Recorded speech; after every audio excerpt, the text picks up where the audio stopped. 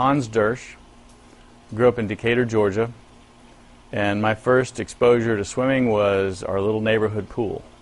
And I think I was 5 when I first started, and I just loved being in the water.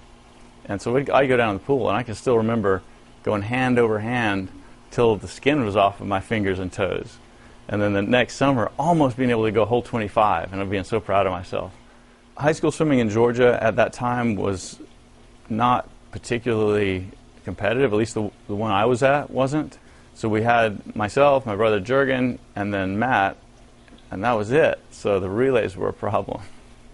Yeah, Swim Atlanta was, for one, it was a little bit of an escape for my brothers and myself. We lived in the hood a little bit. It was kind of rough place to grow up, but swimming was an escape. So we got to be around other kids who were, you know, bright and talkative and into the same kinds of things. And then, of course, the swimming itself was always fun, and being in the water. We had some amazing coaches. The first guy who made a huge impression on me was Dave Ellwanger. He looked like Superman, and just the most positive, encouraging guy. And you know, Chris always had fantastic coaches working for him. So we had a tremendous amount of support. So when I was looking at colleges, I was a 101 out of high school. I was a 100-yard breaststroker. No one's even looking at me. And so I, like an idiot, send out letters to all of these coaches. Hi, my name's Hans Dersch. I'm 101 breaststroke, but next year I'm going to be really fast.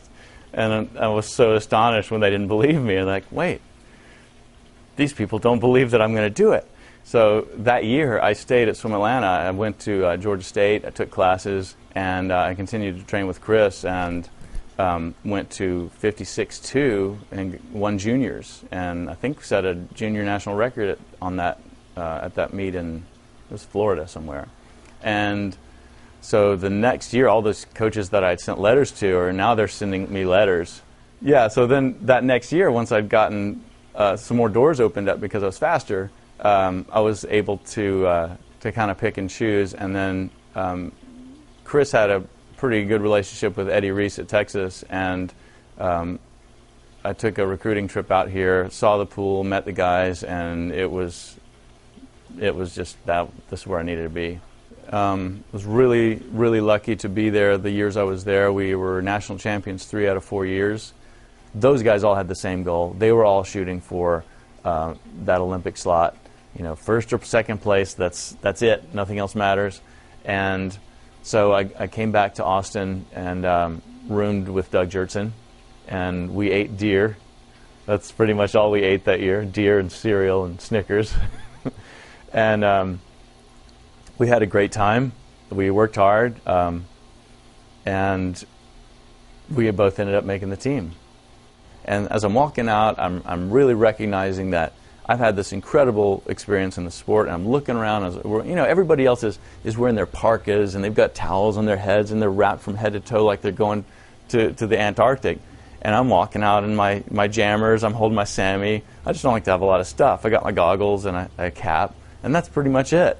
So I'm so lucky to be with this group of people in this sport. This has been, I must be the luckiest person there is. And so I'm walking out, and I'm thinking, 2 things are going to happen. I'm going to be done with the sport, which has been an amazing thing, and I'm going to have to go get a real job, or I'm going to go to the Olympics.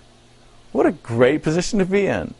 The games themselves, yeah, that's a whole nother level of pressure, and you think you can set it all aside because, again, it's just a swim meet. It's just pool. We know what a pool is. We swim down and back. But a lot of those rituals that, like Mancy could tell you, the rituals that we used to use before meets to unwind, quote Monty Python. You know, we're in the ready room bouncing jokes off of each other, and it's great because you get the pressure off, and the people around you think, well, that guy just doesn't care. He's not stressed at all. You know, he's going on about the knights who say me, and I'm about to do Olympic trials, so they're just a ball of stress and all, and your job is to not let those outside pressures affect your performance. So that was my strategy, and at the Olympics, I'm in the ready room and nobody speaks English. For one, nobody I know is in my heat. And then they were playing some ridiculous Catalonian cartoons that make zero sense. I mean, it's like Salvador Dali of cartoons. And so all of my rituals are gone. And so I didn't have the best individual race, and I wasn't real happy with that. And I ended up, I can't remember, tied for something in the consolation. So I didn't even make finals in the individual, and I was bummed about that. And then the relay came, and we had so many fast breaststrokers on that team. We got Nelson, who's for sure going to swim in the evening, but Nelson had been freaking us out all week. He was false starting on all the exchanges, so we were a little panicked about that. We had Mike Berriman, who's super focused on his 200, but that guy was a 101 100 guy. I mean, people don't really think of him as a 100 swimmer, but he was in the 101s when very few people were. And he could have easily been on that spot. So I was not guaranteed that morning relay position. So the guys at night came on and just crushed it and won the gold. And all 8 guys get the gold. So I share that with the other real swimmers.